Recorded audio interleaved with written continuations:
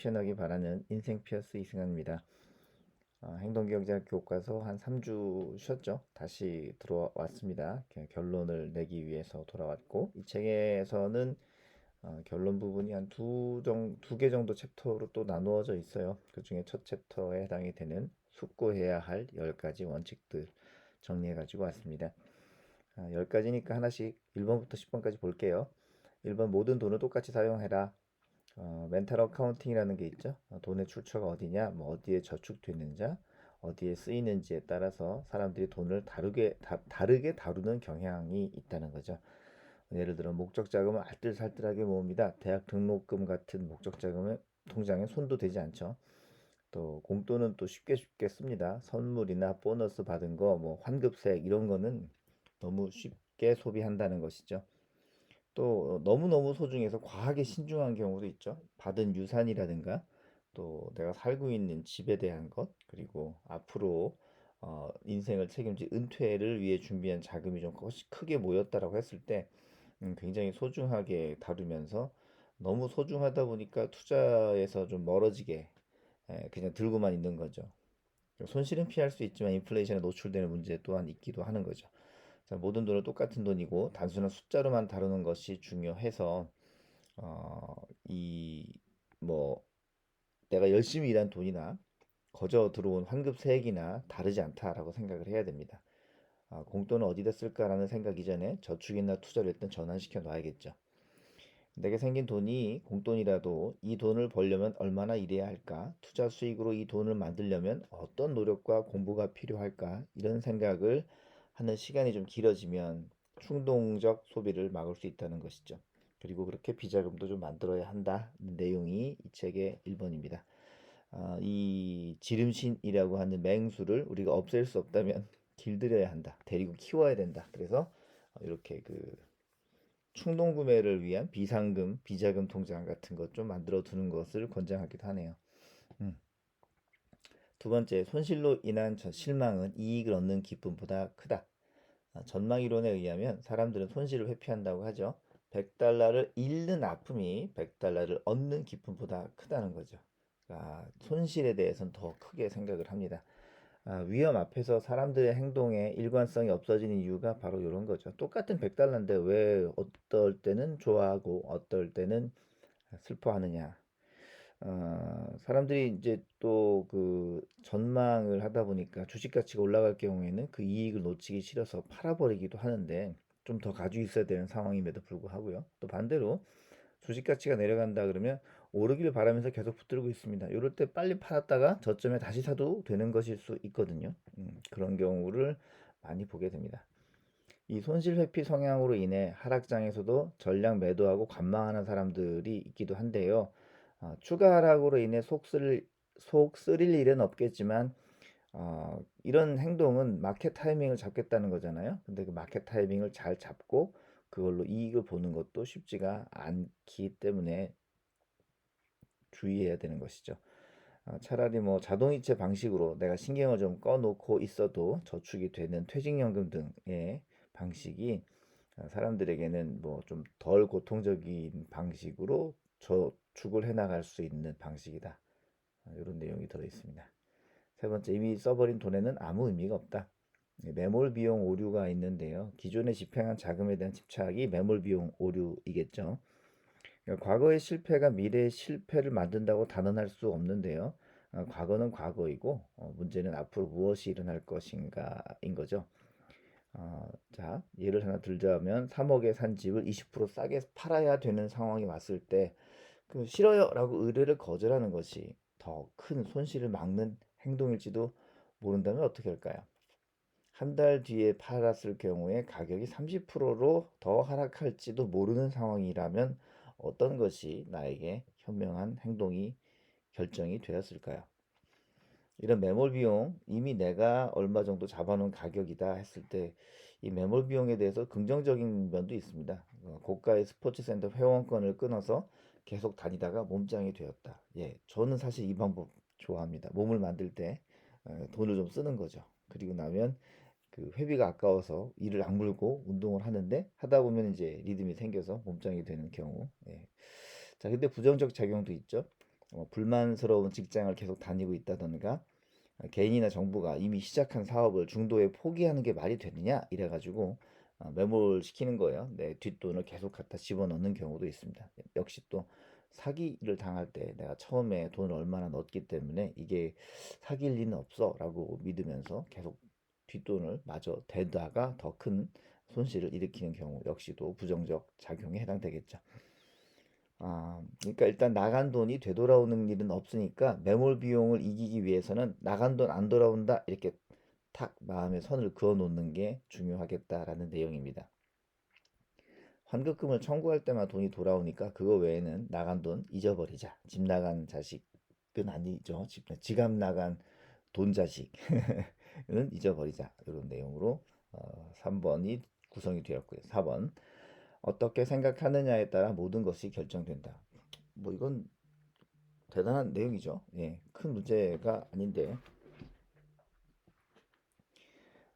뭐 이 문제를 푸는 과정에 결론을 어떻게 얻었느냐, 어떤 과정을 통해 얻었느냐에 따라서 선택이 달라지는데, 내가 이걸 거절하기 위해서 이 문제를 다루고 있느냐, 선택하기 위해서 다루고 있느냐, 이익을 지키기 위해서 하는 일이냐, 아니면 손실을 회피하게 하는 것이냐, 이런 것들이 내가 결정을 내는데 여러 가지 좀 변수가 된다는 것이죠. 완전히 다른 길이 돼요. 이익과 손실만을 고려하기보다는 마음속의 결정 과정까지 포함한 측면에서 이런 결정을 만드는 게 현명한데 문제를 바라보는 관점을 바꾸면 해결에 도움이 되죠. 그래서 예를 들어서 뭐 이걸 살까 저걸 살까 뭐 이걸 선택할까 저걸 선택할까라는 선택의 고민이 많은 경우에 안 해야 될 선택을 적어보는 것, 그러니까 지워가는 작업들 또한 우리에게 큰 지혜가 될 수 있습니다. 어떤 것들을 고려해야 될까 대신에 어떤 것들이 내게 맞지 않을까 이런 선택보다는 제거에 대한 관점으로 문제를 다루면 되려 문제가 잘 풀리니까 금융상품 내 은퇴를 위해서는 무엇을 선택해야 될까 고민이 된다면 금융상품 무엇을 위해서 나가 선택하지 말아야 할까 이런 것들이 필요하겠죠. 5번으로 가자면 계산하는 것이 번거롭더라도 모든 숫자를 소중히 여겨라. 음, 뭐 당연한 내용인데요. 사실 뭐 당연한 내용을 다 잘 지켰으면 우리가 부자가 됐죠. 예전에 우리 아버지가 이런 말 하시더라고요. 문전 옥답 내버려 두고 산을 개간하는 형편이다. 이런 말. 그러니까 내 문 앞에 되게 좋은 밭이 있는데 작고 뭐 좀 마음에 안 들어요. 나는 저기에 더 큰 밭을 개간하고 싶어요. 그래서 산에 막 풀도 베고 나무도 베고 돌도 고르고 해서 큰 밭을 만드는 작업. 이게 문전옥답 문 앞에 있는 옥답을 버리고 딴 데 가서 헛고생하는 것일 수도 있다는 것이죠. 이 얘기는 저한테 기본적인 것들을 잘 할 수 있다면 다른 것들을 굳이 찾아다니지 않아도 내가 원하는 목표를 잘 달성할 수 있다. 이렇게 다가오게 됩니다.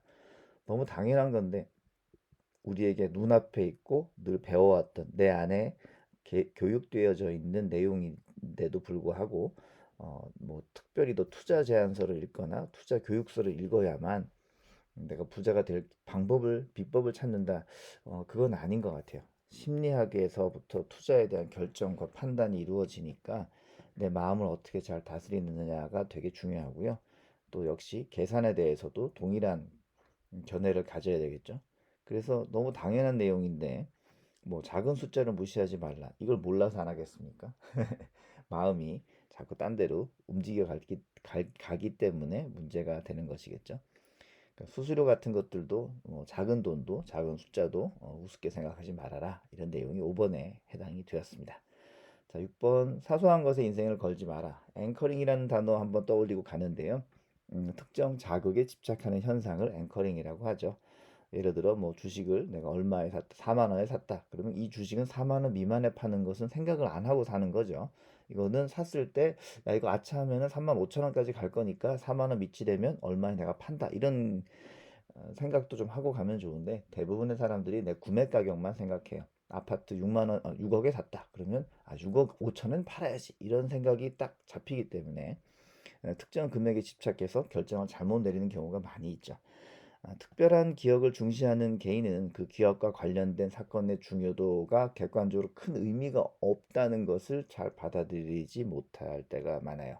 무슨 말이냐면 여기 한국의 IMF 사태라든가 2008년 서프라임 모기지 사태 등 뭐 이런 것들이 투자 손실의 굉장히 대표적인 사례이고, 사실 뭐 모르시는 분 거의 없잖아요. 이렇게 손실 사례는 굉장히 깊이 새겨지죠. 주식 투자 위험해라고 머릿속에 빡 박혀 있는 겁니다. 그런데 동일 기간 동안에 최고의 수익을 낸 자산은 주식이었죠. 그러니까 기억하는 건 손실로 기억하는데 수익은 이게 제일 많이 난다, 이렇게 되는 거죠. 삶에서 그냥 또는 어떤 흐름, 파동, 뭐 frequency, rhythm 이런 게 있음을 이해한다면은 최근에 오른 주식이나 펀드에 덮어놓고 투자하지는 않을 거라는 이야기가 있습니다. 결론은 뭐냐? 이건 그냥 운으로 오른 것이 있을 수 있어요. 왠지 모르지만, 다 설명할 수는 없지만 어쩌다 보니 오른 게 있을 수 있습니다. 근데 여기다가 우리가 뭔가 생각을 갖다 입히죠. 뭔가 더 있을 거야. 그래서 그것을 투자하는 것이 합당하다, 합리적이다라는 내면의 설득 과정을 통해서 찾아가서 물리는 경우가 있어요. 그냥 운으로 있는 건 있는 그대로 보는 작업이 더 필요하지 않겠느냐. 다음 7번입니다. 당신의 자신감은 착각일 수 있다. 자기 과신. 자신의 투자 전략은 특별한 식견으로 뒷받침되어 있다는 생각. 그러니까 내가 하면 다르다는 거죠. 나는 달라. 이런 거. 이거 참 위험한 건데, 사업하시는 분들에게도 이게 좀 있기는 해요. 물론 이게 없으면 사업을 하시겠습니까만, 이 중도를 찾아가는 건 또 우리의 공부 목적이니까, 이렇게 너무 한쪽에 쏠려 있지 않은가를 점검하는 용도로 이런 내용들을 접하면 적절하지 않나 싶고요. 뭐 최고의 뮤추얼 펀드 매니저라도 여느 뭐 행인보다 더 훌륭한 안목으로 상승 펀드를 지목할 수 있다. 이런 믿음은 근거가 없다는 거죠. 약간의 지식이나 사전 조사가 평균 이상의 성과를 내는 투자처를 고를 수 있다. 이런 확신도 위험해요. 별거 없다는 거죠. 전문가, 안 전문가 별거 없습니다. 꾸준히 적립식 투자, 뭐 S&P 500 인덱스 투자, 이게 암참 훌륭하다고 하는 사람들보다 더 좋은 성과를 낼 수도 있다는 것이죠. 자, 그다음 8번입니다. 실패를 인정하는 것이 어렵다. 확증 편향. 더 많은 의심의 증거가 나와도 믿고 싶은 대로 이해하는 성향. 이 확증 편향이죠. 객관적 평가 능력이 결여된 상태에서는 적절한 투자 능력을 발휘하기 어렵다. 이 객관적 평가 능력이 결여된 상태라는 표현 뒤에다가 뭐든지 붙여도 말이 돼요. 그 객관적 평가 능력이 결여된 상태에서 결혼을 하죠. 네.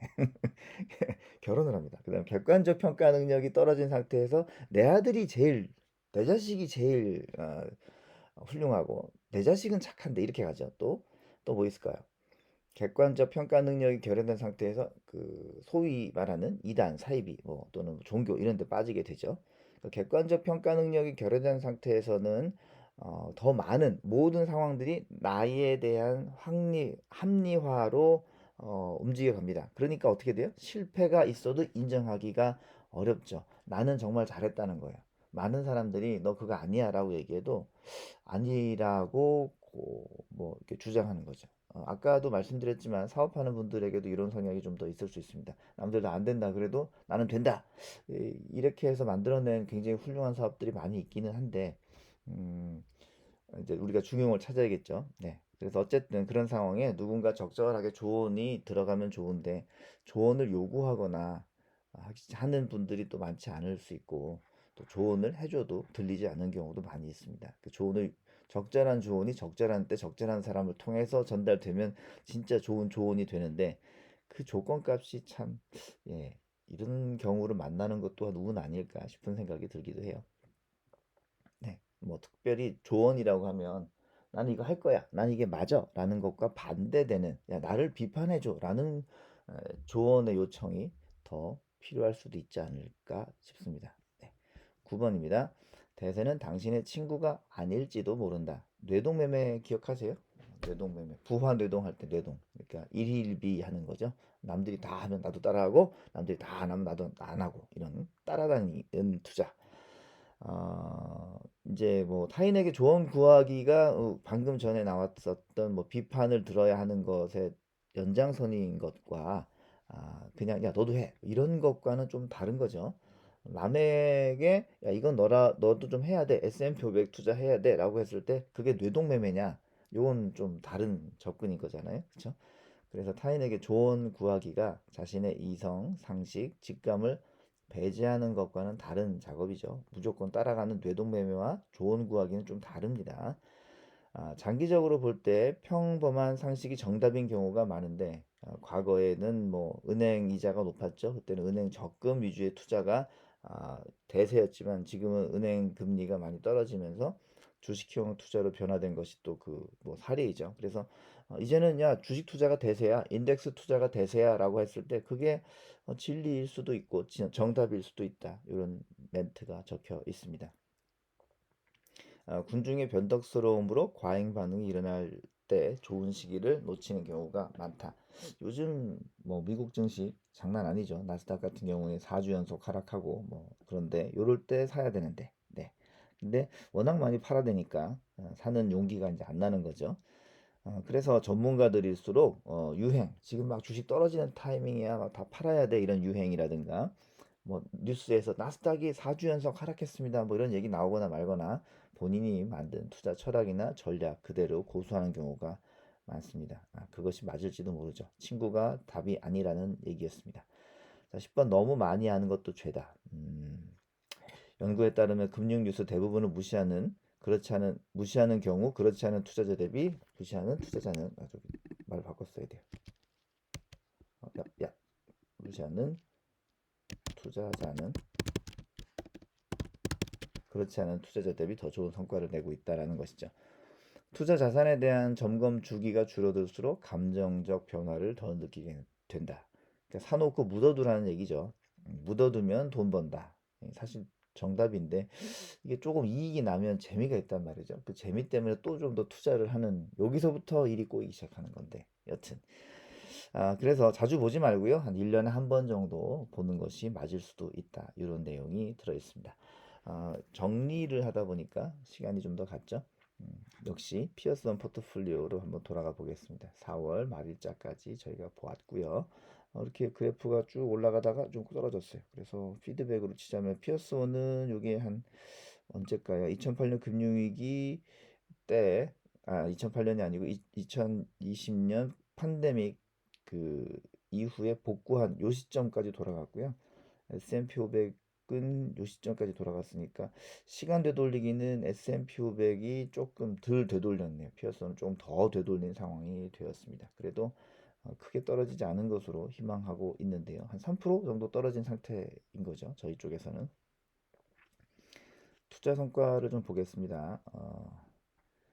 5월 5일 날짜, 미국 시간이죠. 미국 시간 5월 5일 날짜까지 투자가 시작된 지 536일차입니다. 금액과 하중 수익률로는 13%대고요. 연평균 수익률로는 뭐 많이 떨어지는 게 8.28%입니다.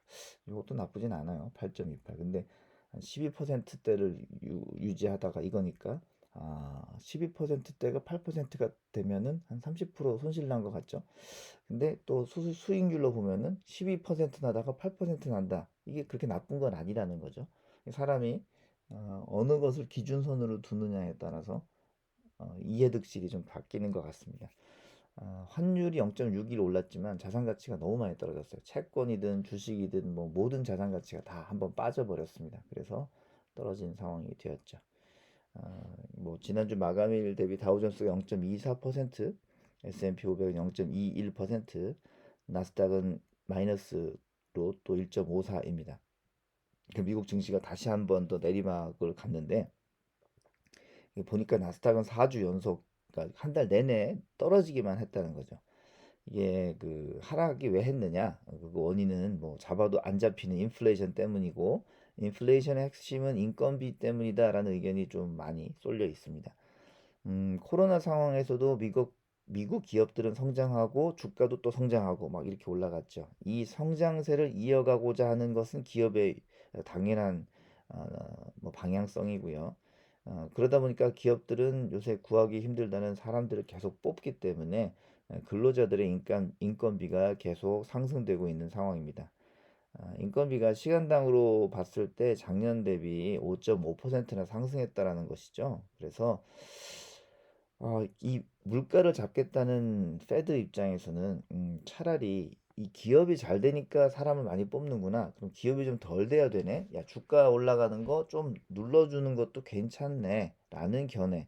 그래서 증시를 좀 꺾어주려는 의도가 다분히 있는 것 아니겠느냐라는 견해들이 있어요. 그래서 그렇게 해서 고용률이 좀 뭐라 그럴까요? 그 사람을 구하는 게 조금 더 쉬워져야 그 물가 상승률을 좀 잡을 수 있겠다라는 내용인 거죠.